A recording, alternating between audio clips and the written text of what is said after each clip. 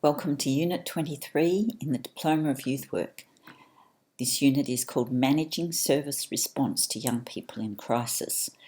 And this unit describes the skills and the knowledge that you would need to develop an agency approach to young people in crisis. That is, you're working at a more senior level and you need to be able to implement a framework for preventing crises. Prevention in your agency or workplace.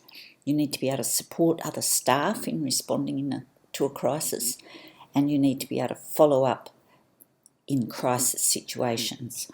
Those key elements can be broken down even further into a lot of criteria that we need to be able to cover. We'll cover the knowledge in this keynote today, and then you have 2 assessments to work through. Firstly, we need to define what a crisis is. When we're talking about a crisis in this unit, we're talking about any situation when a person experiences some sort of dangerous threat, loss of control, or a traumatic, harmful event for them that results in a physical or emotional reaction or fear. Now, sometimes people call these also a critical incident or a crisis event. And a crisis event usually has an impact that overwhelms your usual coping skills of the person themselves or even the group. And so for you in your workplace, a crisis could be a threat or a hazardous event. It's got this element of surprise in it. You've got a short time to make a decision about how you're going to manage this crisis. In a boarding context, there are a lot of crisis procedures, but having these procedures is not even regulated yet around Australia. Some states have regulations that require non-government schools to have certain critical incident response plans documented so that those schools can be registered, non-government schools. Some states require schools to plan and prepare for specific threats as part of their emergency response. For example, Victoria requires schools to have bushfire management plans in place. What about other services? Alcohol and other drug residential services in your context? Do you know if there are any regulations or standards for your crisis response procedures and plans? Australia's AOD sector is really complex and diverse, and each state is responsible around Australia and has their own laws and their own regulations about the AOD services. Interestingly enough, in Western Australia, 88% of AOD treatment episodes are provided by organisations that don't belong to the government, whereas in New South Wales, this is only about 26%. Only a quarter of treatment is provided by non-government services such as Teen Challenge. So each state has their own different laws, and providers are expected to comply with their own state laws. And that would be things like the Severe Substance Dependence Treatment Act and the Mental Health Act and things like that. For schools, the government in 2020, Australian governments in 2020, required that all boarding residences have a critical incident response plan with a full risk assessment of the risk involved with COVID happening, and they required that the residents would say how they would manage preventing COVID coming into the boarding residence, and also their response to a positive case of COVID. So, of course, the pandemic itself may have been causing and contributing to young people experiencing crises like anxiety and stress, or if their family members or grandparents have died through COVID, or even staff members could have been experiencing added stress through this past year of 2020. Now, there are certain factors that contribute to how a person responds. And if you look at your assessment 23.1, you'll see that this is the first question. Question 1A says, list the many possible factors that can contribute to a young person entering a crisis situation. So the first part of course, is their relationships with their peers. There could be bullying, peer pressure, exclusion, like not fitting in. There could be relationship breaks up that can cause a stress or a crisis in a young person's life. Could be their relationships within their family. Their family may be going through stress, poverty, breakdown, divorce, homelessness. There could be certain beliefs within the family that may cause a crisis to occur in a family and in a young person's life. Or it could just be external events like COVID-19, like a major crisis like a cyclone or a war happening in a country. Cultural and society factors can also contribute to a young person going through a crisis, or there might be just personal factors like their health, a mental health issue developing, a physical health, an accident. The young person might be growing in independence, so they might be taking more risks that can cause a crisis. They might have self-image and crises, but also their resilience can contribute or not contribute to how well they cope with a crisis. So the second part of this question asks, how do we understand a young person's need? For a young person who's going through a crisis situation, we need to be able to understand their needs. And so think about, how can we understand a young person's needs? One of the ways is, initially, don't start to make your own assumptions about what their needs are, but try and find out that from the young person. And how can you do that? What are some other ways that you can understand their needs? Think about it for a minute.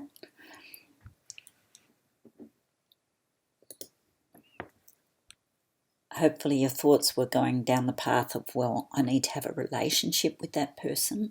I need to have some empathy or a rapport with that person where I'm trying to feel how they're feeling. And then I can communicate with them. I can ask them questions, listen to them if they'll be willing to talk.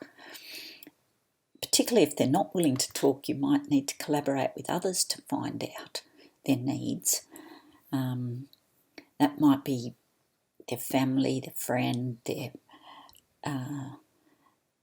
other boarding supervisors who might understand them. And that's so that we can gain knowledge about their culture, their beliefs, their family issues, any prior crisis they've been through. Have they been involved with courts or other agencies before this?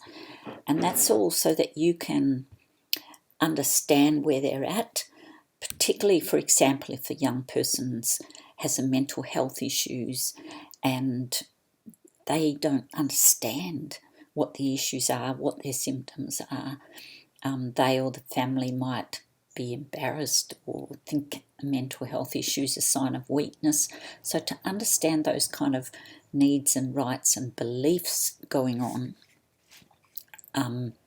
we need to also be aware that our beliefs might be different to theirs in some issues. So in order to work with them, what do we do if our beliefs differ quite markedly from theirs?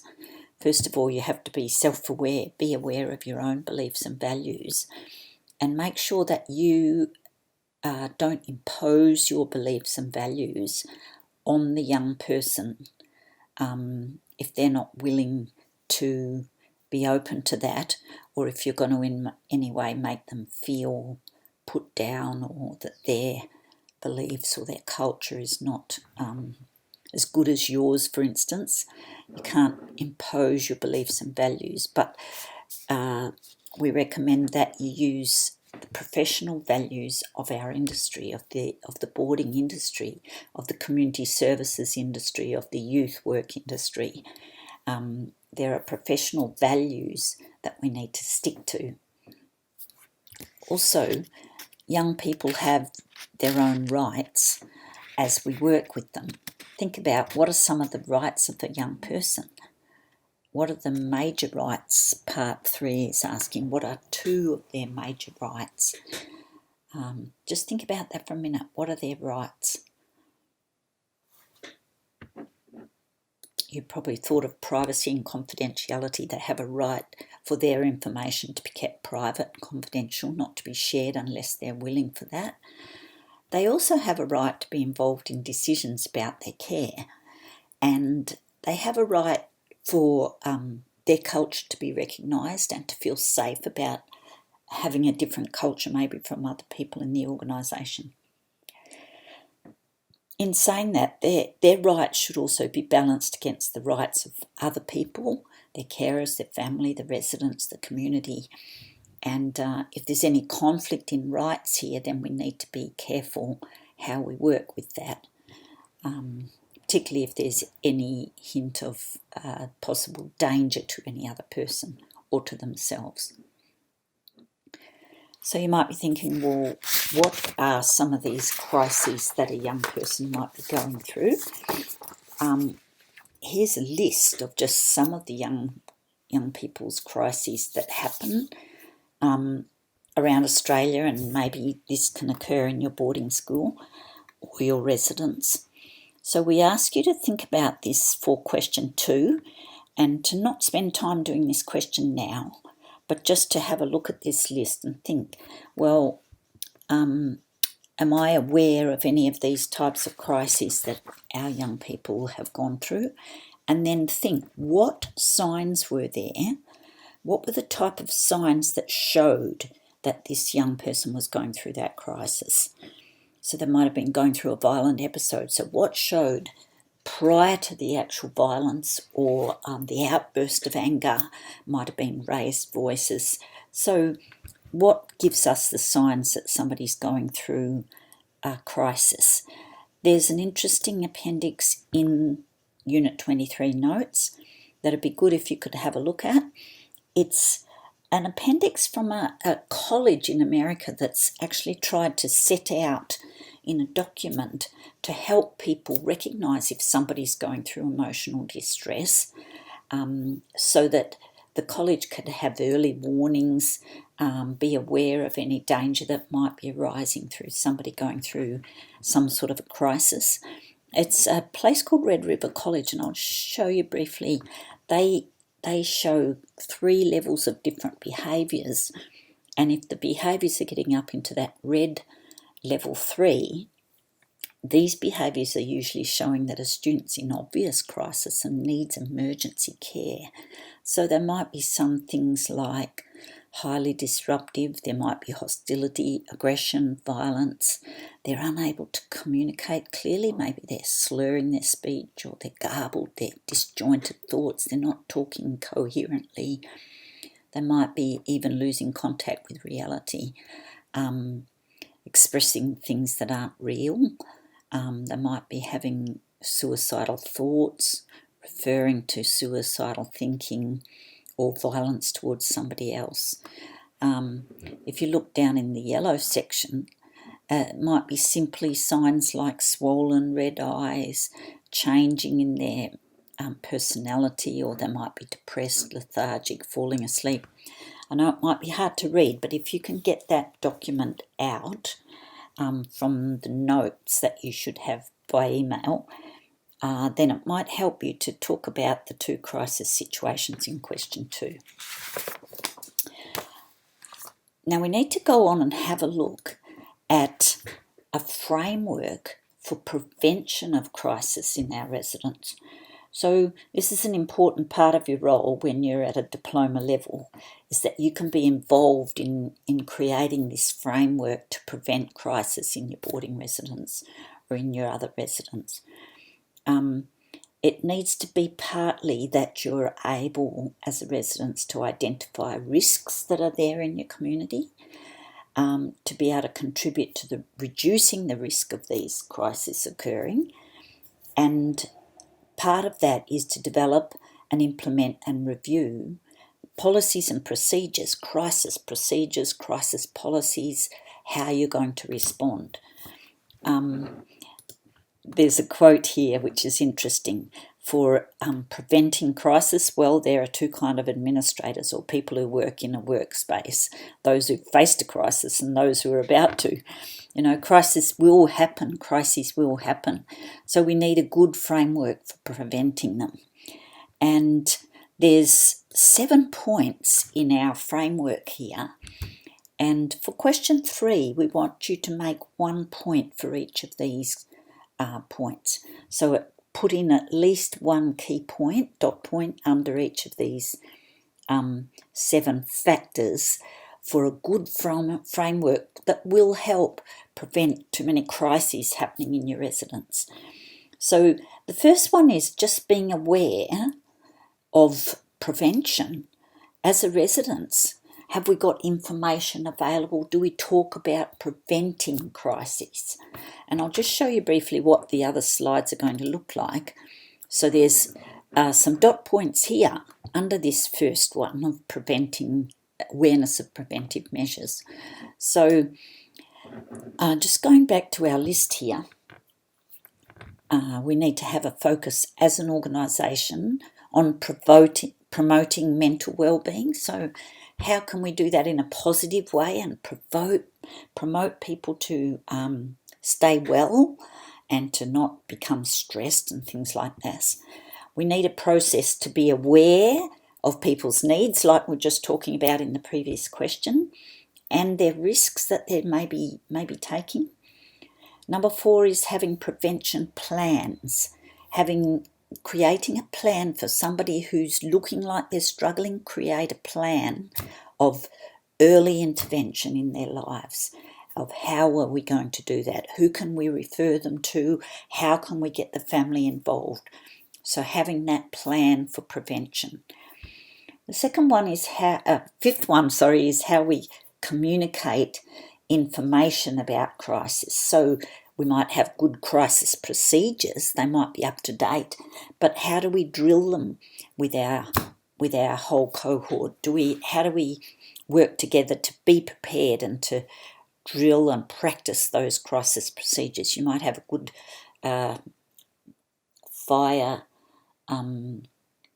safety drill that you need to communicate regularly, or a lockdown drill, or what we do in a crisis when there's violence happening, or what do we do if a young person is suicidal. We need to know these crises procedures, but also communicate them well to staff and students. The 6th way that we can have a good framework to prevent crisis is by having a good staff professional development program, so that all our staff are alert to these kind of issues. We're well trained. We know how we're going to keep trying to prevent these crises in our organisation, or how to manage it when it does happen. So we've got good professional development. And the 7th one is very interesting. They say that if you've got an appropriate, safe, well-designed physical environment, that can actually help to prevent crises. And we'll look at that in point 7. So I'm just going to go through these quickly now, but you can stop the slides and get your 1 point for each of them. Preventative measures. How do you allocate resources and budget for this? For student services, how do you provide good signs? How do you do your visitor sign-in? How do you do your risk assessment plans? All that kind of thing. Focusing on promoting mental well-being. Do you have resources and budget for student services, good pastoral care, increasing how young people feel connected to your organisation? Being aware of young people's needs and risks. How do we do that? How do we understand the risk factors in our kids' lives or our clients' lives? Do we do care safety plans for them? How do we refer them? When you develop care safety plans, what can and can't you do within your residence yourselves, and what do you need to refer outside? Are there apps you can encourage young people to use in their safety plans?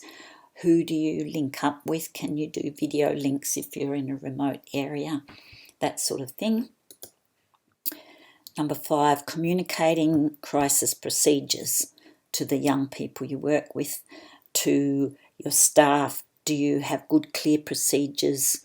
Drill them regularly, good signage, good equipment available, that sort of thing. And then your staff professional development. What happens when you induct a new staff? How do you ensure that all staff are alert to the good procedures? Do you do performance reviews and manage your staff if they're not showing awareness of crisis management? If they don't manage a crisis well, staff need to be current in their training. And this last one is really very interesting. You need to think about how you control visitors and their access to your clients. Unwanted visitors, when visitors arrive, how do you manage them? What's the visibility like around your campus? Good lighting, motion detection, clear lines of sight. They say that your physical environment will help prevent crises if you've got good evidence that this property is owned and cared about, and there's good information, there's no graffiti, there's signs that young people contribute to this place, and your resources and equipment are maintained, you've got enough, they're professional, that kind of thing. Some crises that occur are to do with aggressive, violent behaviour in our residents, and it's interesting to look at this research study in the USA where there's been, as you know, some attacks and school shootings. The research has shown that 71% of young attackers in school shootings had felt bullied, persecuted, threatened, attacked or injured by others, and that was what was causing them to react in this way. But few of them had been diagnosed with any mental disorder prior to the incident, and less than a third of them had histories of drug or alcohol abuse. So this violent behaviour wasn't coming from mental illness or drug and alcohol abuse mostly. It was coming from those feelings of exclusion, that they were bullied or injured by others. The other thing is that in those studies, they found that prior to the incident of their violent, aggressive attack on the school, 93% of the attackers had behaved in a way that caused others concern or showed they needed help. And 75% of those attackers had told a friend, a schoolmate or a sibling about their idea of what they were going to do before they took action. So what we're saying from this, I guess, is that we need to be aware of what are those signs that can come before aggression breaks out. And question 4 is asking us to list some of those aggressive characteristics. What can be seen? Okay, so they might appear hostile and angry, but what else might you see? What sort of behaviours can give us that warning ahead of time?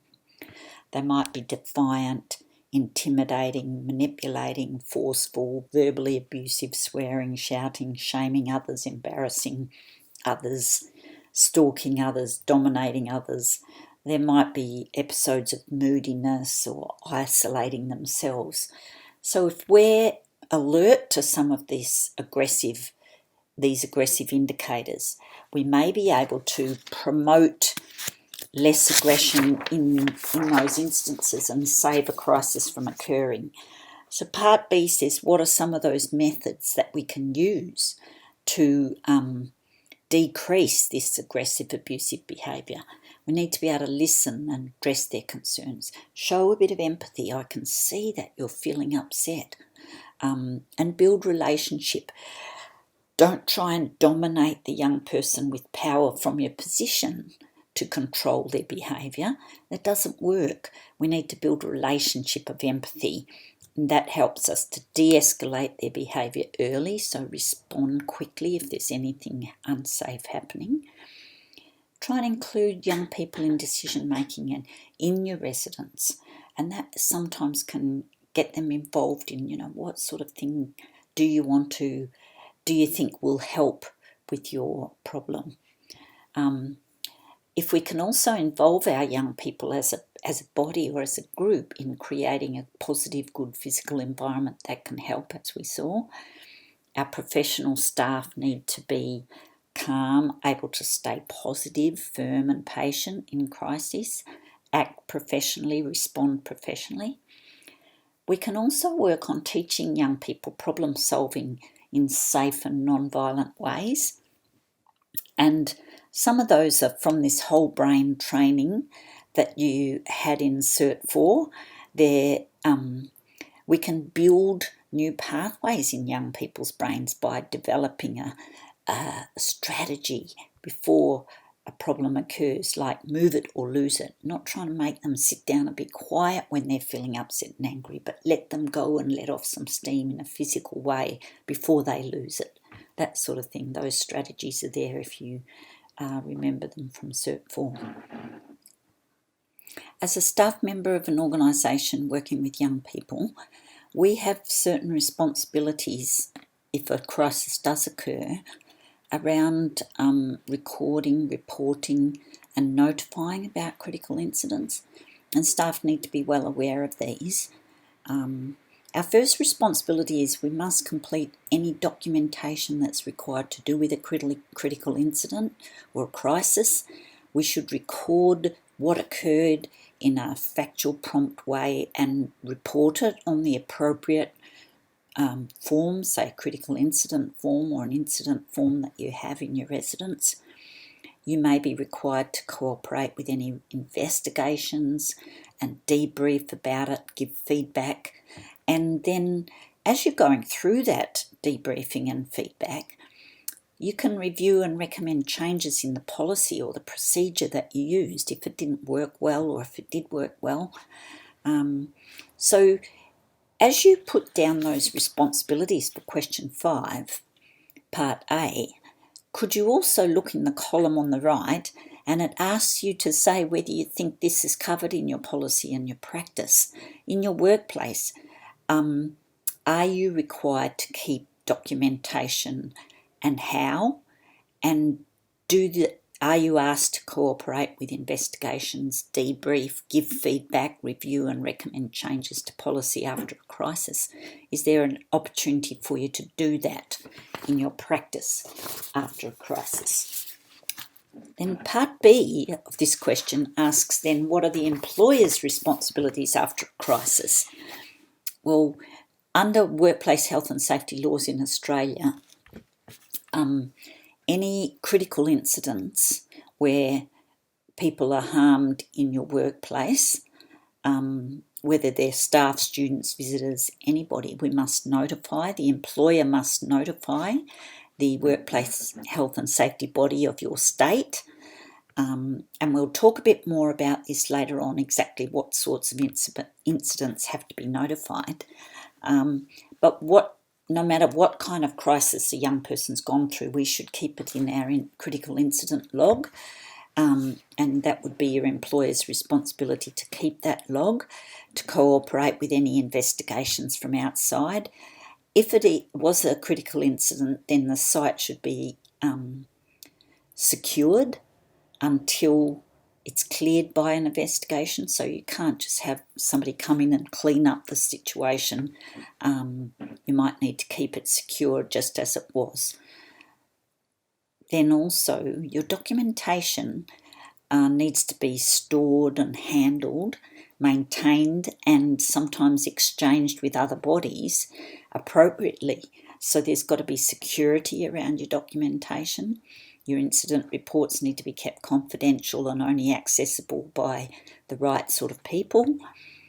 And then as an employer, your organisation needs to have a review process where they do provide debriefing for staff, allow staff to give feedback on the crisis, and then have a look at your policies and procedures, maintain them, update them if they need updating.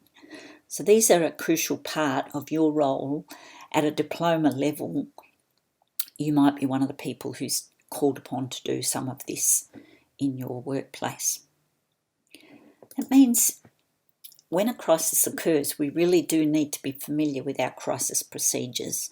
We need to know all our crisis procedures thoroughly so that they come to us at a moment's notice when a crisis does occur, which is usually very sudden. So you need to know what your role is, what is appropriate to do and what's not appropriate to do. How do you do it correctly? How do you follow up after the crisis? That means that you can avoid staff intervening in a crisis in an inappropriate or wrong way. So what could some of those inappropriate wrong ways look like?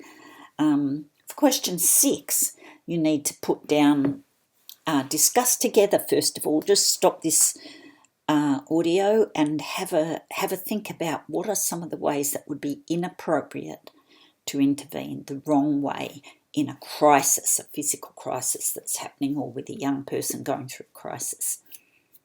Have a think for a minute together. Then go on to the next slide. So one I've got there is unprofessional overreaction, shouting, staff members swearing, getting in a panic, shouting, interacting in that way, which is quite unprofessional, not staying calm. Then there's physical intervention when there's no real immediate danger, but somebody comes in physically and restrains a child, but they're not really at the point of danger. That's inappropriate.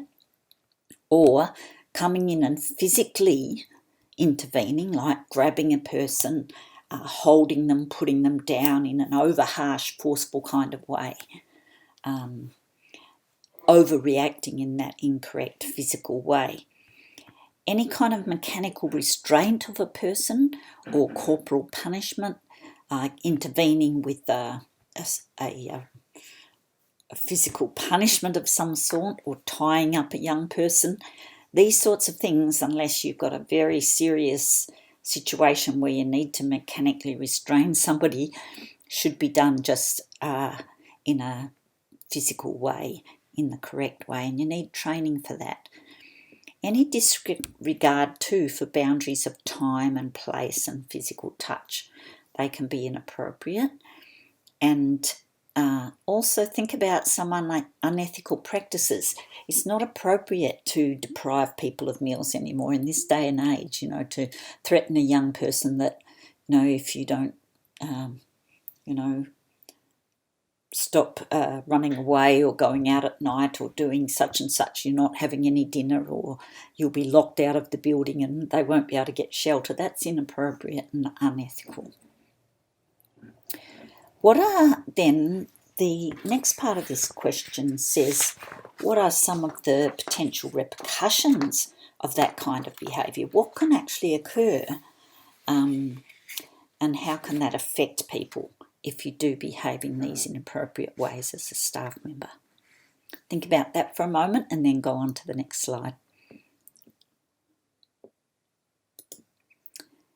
It can cause harm to young people, can't it? Or harm to staff members. It can actually escalate their behaviour. A young person who wasn't really going to do anything physical, but you intervene inappropriately, can then become so angry they can become physical and their behaviour can escalate. It can also create a very negative public image, or you can get complaints back from family members, from the public even, if they see this happening. You can face potential liability as an organisation or as a staff member if you're doing it the wrong way. You can face correction as a staff member, or a warning or a dismissal, which can seriously damage your work and your career, your job involvement. You can be filled with disappointment and self-doubt if you don't handle something the right way. So ask for training if you're unsure or you feel like you're not aware of how you need to respond correctly. It can also cause low morale or loyalty conflicts, lack of trust between staff, and And that can all distract from your core business of caring for young people. If a serious crisis has occurred in your residence and your organisation may not be able to manage that crisis and follow-up needed afterwards, who can you call on? There's agencies around the country and a lot of services, and we need to be aware of them before the crisis occurs and have the contacts and that connection with them so that we can call on them at a moment's notice and know we can get the support we need. So think about it for a moment. Who would you call on? Do you have that clarified in your policy, in your lockdown procedure, or in your suicide management procedure? If you have a fire in the premises or somebody dies through an accident, what are you going to do? Who are you going to call on for some support to work with and counsel and follow up? We'll have a quick look at a few now. Of course, if somebody's physically hurt, you're going to be using your emergency department of the hospital. Most states have a 24-hour, 7-day-a-week mental health triage service.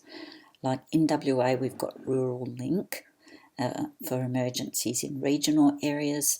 We've got mental health emergency response lines for in our metro areas. We have a crisis care helpline through the Department for Child Protection that operates 24 hours a day, 7 days a week.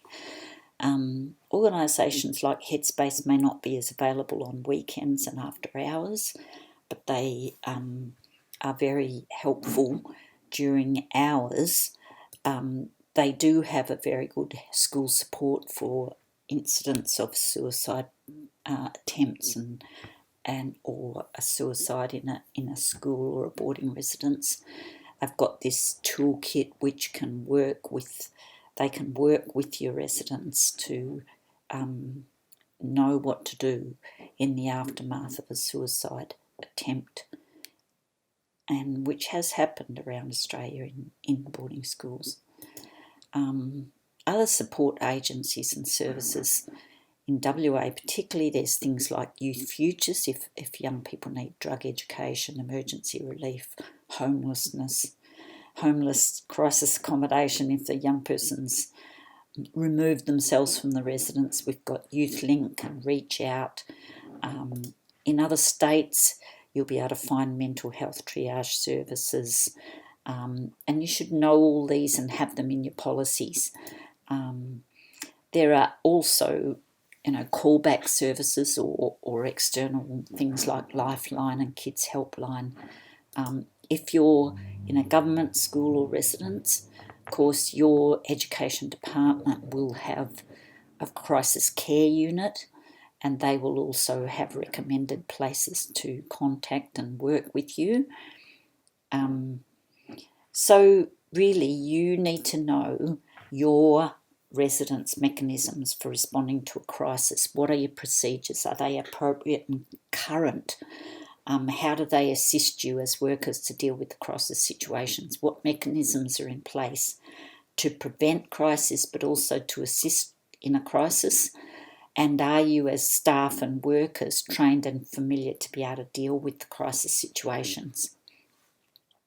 In the notes, there is a good section on this where it suggests that, your resources in a residence, they might be physical resources, particularly that you need to do a stock take of them and identify them. How many resources do you have? Are they appropriate? Have you identified them? Do you get them regularly? Are they sufficient in numbers? Are they appropriately placed? Things like EpiPens, for instance. Do a stock take and say, are our EpiPens appropriately placed? If we're on a remote property, how would we access them in a crisis? Are they allocated in the right place? Are they accessible? Is there effective signage to show staff members and remind people who aren't staff members who might be available to do it? Is your equipment regularly maintained? Your fire extinguishers and your smother blankets and things like that. and all this equipment needs to be well maintained and signed for prompt, quick response in a crisis. So then, going on to question 8. Question 8 is asking us then, how do you intervene in a crisis situation? What are some appropriate strategies when there's a crisis situation brewing, when there's something happening? How can you intervene appropriately right then and there in a crisis? And of course, there's several different ways you can put this down, but one of the ways we've done is to just list it. But particularly you need to assess and remain calm. And if it's physically hurting somebody, you need to act in a first aid triage kind of way to preserve any life that's been at risk. So you might need to physically intervene if it's harm between, fighting students or somebody with a weapon. You need to remove others from the danger and evacuate or lock down. And of course, during all of that, somebody needs to be notifying others. It might be 000, the police, your crisis management team, your head of boarding, your security guard, whatever you need to do during that time. If you have time and you're not involved in physical safety or first aid, then there might be time to de-escalate, to mediate or negotiate if there's some sort of a crisis building up. This might be where you mediate and negotiate, or use some calming strategies like suggesting the young person can bounce on the trampoline or go for a walk, sit down and colour in, or move it or lose it, bounce a basketball, punch a punching bag if it's an angry outburst. And then, of course, number 7 needs to be documenting and reporting the incident, following up on it, see if anybody needs counselling, if other people have been affected by being bystanders or onlookers, debriefing as a staff and providing that support and follow-up. So those strategies, they might not be in a sequence there, but there's going to be strategies there you can use. The other way you can write this, of course, is some people use the acronym, which is AEIOU, all the vowels, assessing the situation and then calling for emergency assistance in any danger. Evacuating might be necessary if it's appropriate. Informing others, your crisis team, your management. Organising resources, and that would include the resource of your parents, of course. They might need to be notified, brought in to support the young person. And then the U is for undertaking those recovery operations, returning your site to normal if you're allowed to, if you're not, sectioning it off, protecting and preserving the site, and also, of course, documenting reporting, following up, and providing that support. So that's another way you could write it down. There's a third way which we use when we're talking about a mental health crisis, and those of you who have done mental health first aid training, you'll know about the acronym ALGEE, ALGEE, and that's when, a young person might be going through a mental health crisis. So we're not dealing with the physical crisis so much as something which is verbal and that which needs us to intervene immediately. Now, a lot of residences like to do some training around this, and we've just put in here one of the types of training that is available. If you'd like to search for this, you can find Life Space Crisis Intervention, and it's a nationally recognised professional training program, and it's for those who are working with troubled at-risk young people, and it gives you training in the ways of dealing with some good intervention strategies and that sort of thing. Okay. Now we'll go on to question number 9. Also talks about strategies for de-escalation. And de-escalation means as somebody's getting more and more stressed and angry and aggressive, de-escalating means to bring them down from that upward climb. And that means we need to do it in a particular way so that we won't anger them more and keep escalating them. So we can't go rushing in an angry and in an inappropriate way.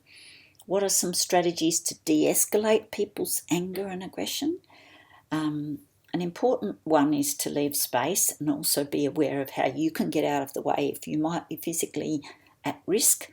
So be aware of your exits if you're in a room or a building.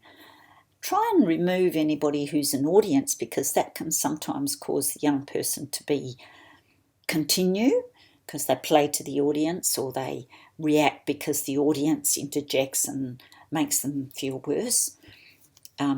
You need to stay calm and show that in your open, relaxed body posture, keeping a neutral eye contact, trying to connect with them without them feeling like you're staring them down or anything, but just keeping focused on them as your main concern and not be distracted too much. Trying to let other people manage the audience and the bystanders. Show them that you're concerned for them and give them some empathy. Show by your body language that it's them you're focusing on and you're concerned for them. Try and allow some movement. Let them walk if it's safe, because they can move it or lose it. Or try and divert them or distract them, redirect their energy, and use some of those calming techniques.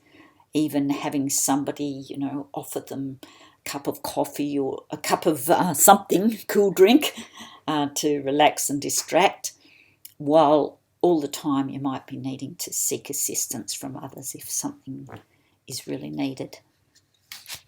Many residences have what they call a crisis management team, and if this is a serious crisis that's escalated to the point of danger and harm to people, then you need to know how to mobilise your crisis management team very quickly. And so talk about it as a staff. Do you have a crisis management team? Do you know who's on it? How to ring them? Where are the numbers? Because this could be critical information to help you respond well and respond quickly. A large section of this unit is on us as a staff member working at a diploma level.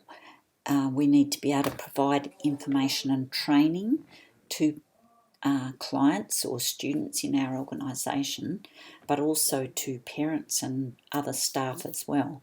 So how do we provide information? How are you providing information on preventing crises, on your crisis policies and procedures? How do you do that in your organisation, and how are you involved? Can you have a discussion about that for a while now? And then we'll go on and have a look at question 10.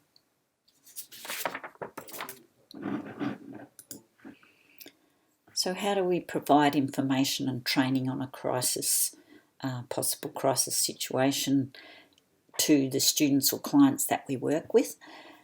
Firstly, I think that you would probably provide information to the parents and the students in their enrolment contract or intake process, and then hopefully you have an induction session with the young people as they arrive, where you work through any possible information they need to know about safety on the property, about any emergencies, that sort of thing. You might bring this up again, not just in the induction, but during regular meetings. If there's an incident, you'll reinforce it. You might even have theme posters and topics that you talk about throughout the year. The young person who is at risk of going through crises in any particular way, they need to have emergency management plans made with them. And then, of course, that would involve a discussion with their parents. So include the parents in making those emergency management plans. If your young person is perhaps anaphylactic and highly allergic to somebody, and they need to be on an emergency management plan. If they're diabetic, at risk of any other issues, then they need to have their own emergency management plans.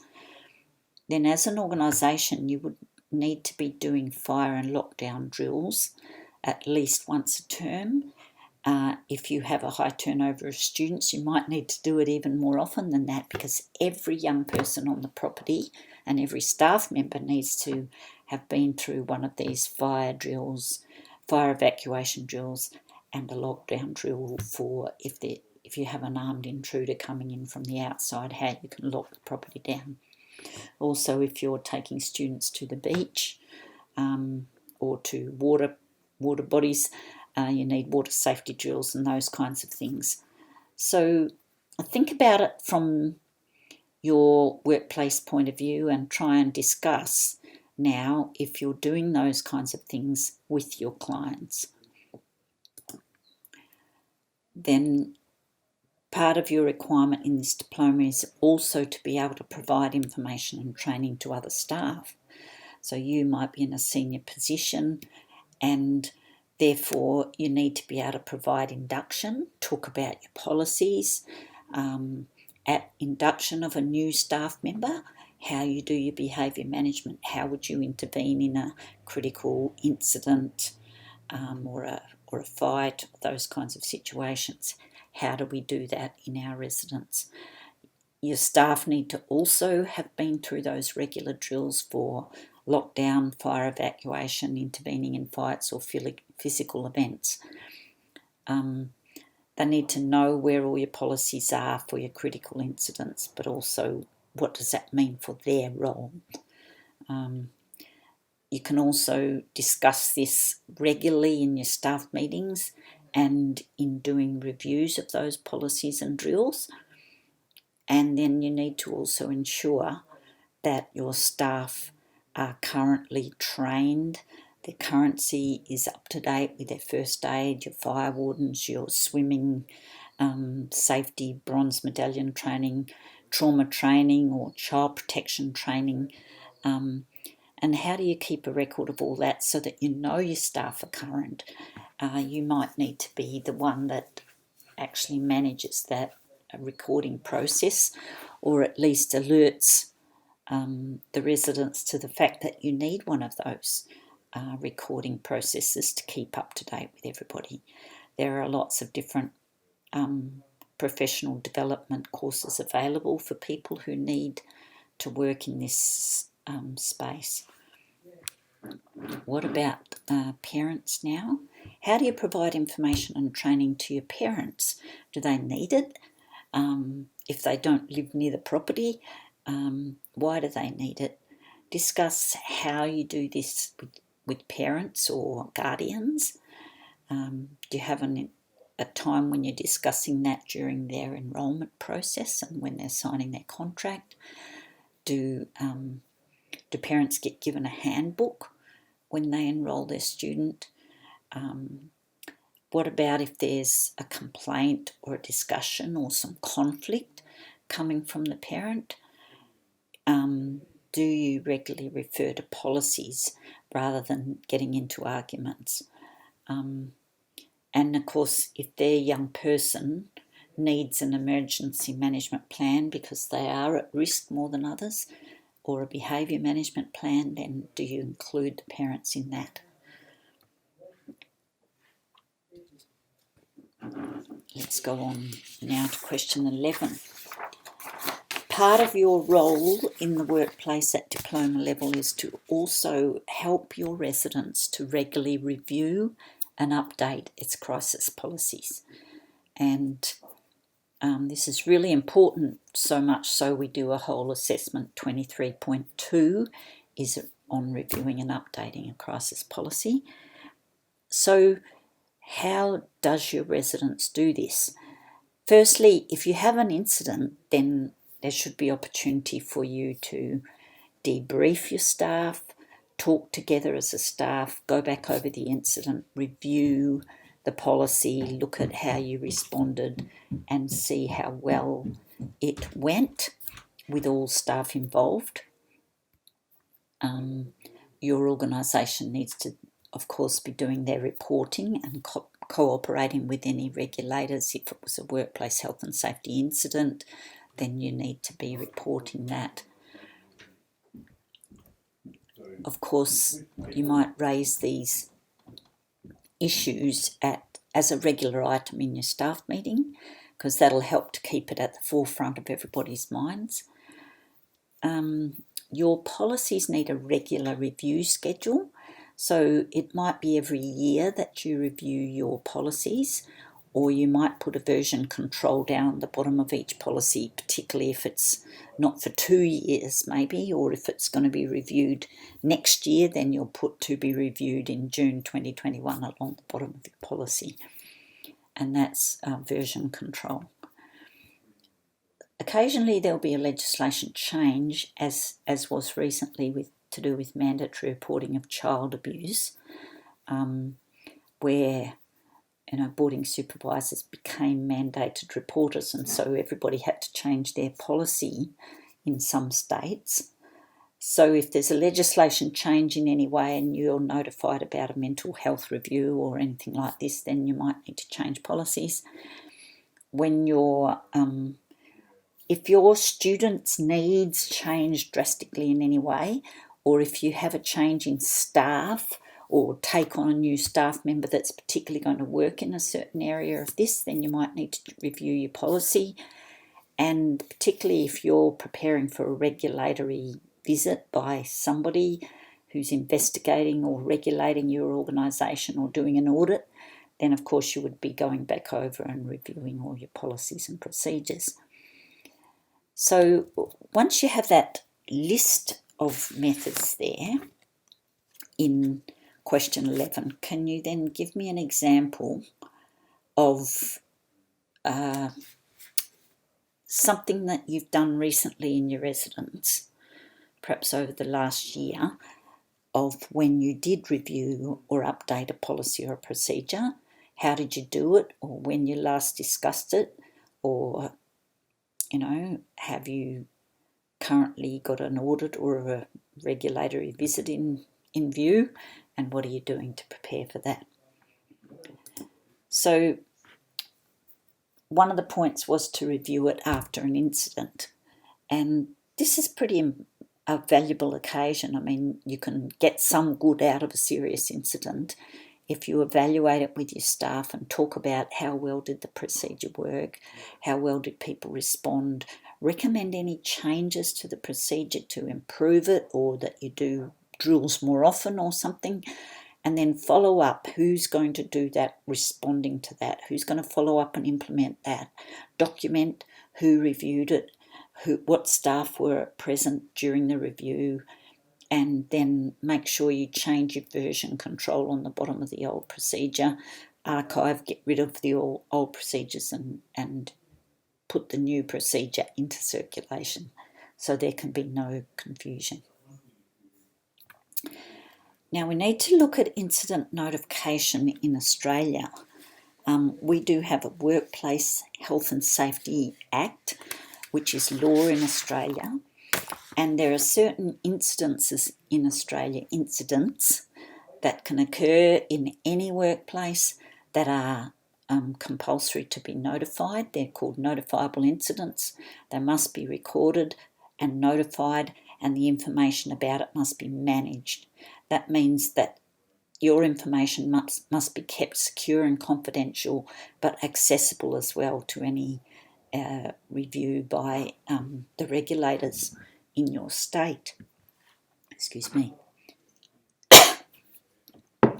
The residents should also be keeping a critical incident log where anything that occurs, whether it's only minor harm or a near miss, all these incidents should be kept in a record, and those documents kept for at least 5 years related to it, if not continually forever.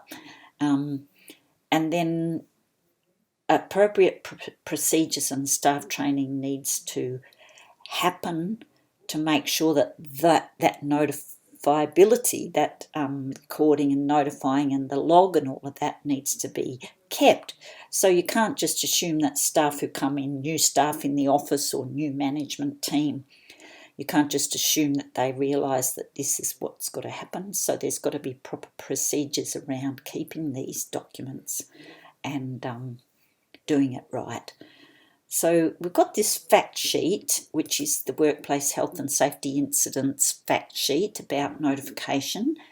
And you should have a copy of this. If you don't, just email the office. Email us at our office and ask for a copy of it. And in there you can read all about the types of information that are notifiable and what's got to happen. And as you can see down the bottom, it says failing to notify is a criminal offence with certain acts or events in Australia. So question 12, part B, says what types of incidents require notification? It's only the most serious incidents are notifiable, but they're incidents that arise out of work carried out by your business. So if you're supervising students or you're working in the sports ground, or you're supervising students downtown and something occurs, that's arising out of your work. So the death of a person, a serious injury or illness, which means if a student got COVID-19, you'd need to report that, or a dangerous incident, or a near miss. So it could be something which, wow, that was close, but nobody got hurt, fortunately. But if it was a near miss, it needs to be reported. So you can see on the fact sheet here what is a serious injury or illness of a person. And this can also be exposure to a substance or a gas leak. Any of those things can be near misses. There was one recently in our town where our local shire runs a indoor swimming complex, and the chemicals were dealt with wrongly, and there was a serious gas emission which caused quite a lot of people in the property premises to have to go to ED, and so that was a compulsory notification of that incident. Now it says, question C says, are incidents only notifiable if they concern employees? Who else do you have to notify about? Well, you have to notify if it relates to any person whose employees, contractors, or members of the public, which would also include your students. Only work-related incidents are notifiable, which means related to the work that's happening in your residence. It's not notifiable just because it happens at or near your workplace. It's got to be to do with the work that you do in that workplace. And there's a list of things here that are not notifiable incidents, and I'll leave you to read through that. Now, what do we do if an incident is notifiable?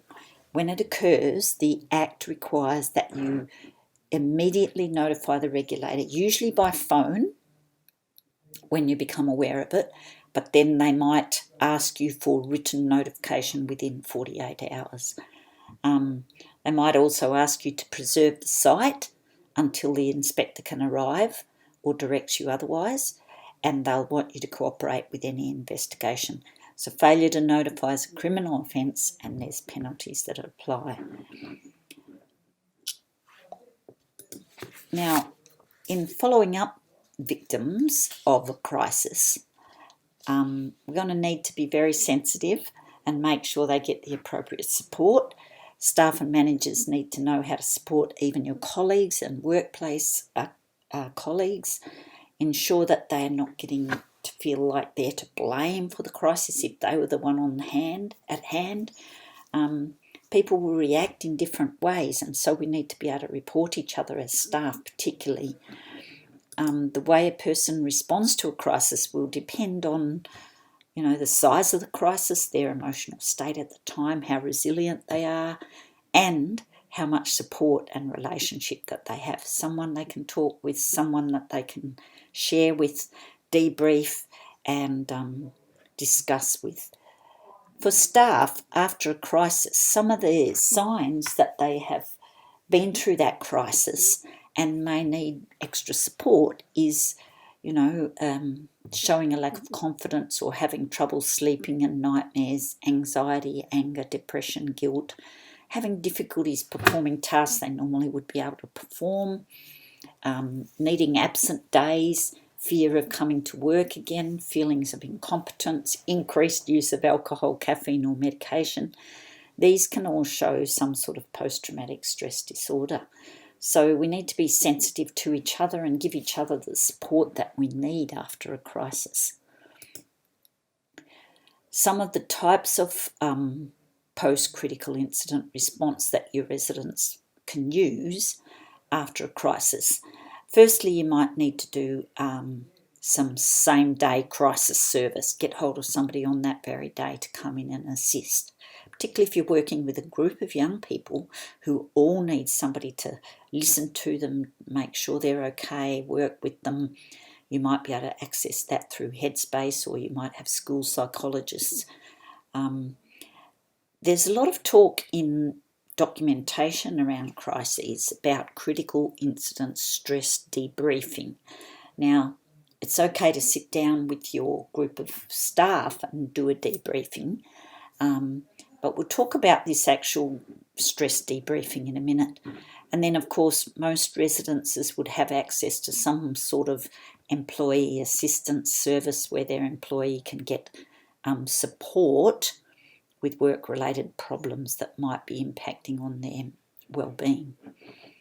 So, if you're going to use a same-day crisis service, then you want to get some counsellors in and ready to work with the young person as soon as they are able to. If they're not seen immediately, they can end up being worse. So we want to get people in the same day. And they're going to have some strategies for the short-term help for that young person, but they might also need some long-term counselling set up. That means you might need to make sure that you're aware of the types of symptoms that occur for them, get their supports around them, so their friends, their family, significant others, provide them an ongoing referral, even if it costs the residents to do that, and get them involved with some kind of expert service. Don't forget that if a young person's had to go to hospital or go home for a while, when they come back, they might need assistance coming back into the residence or the school.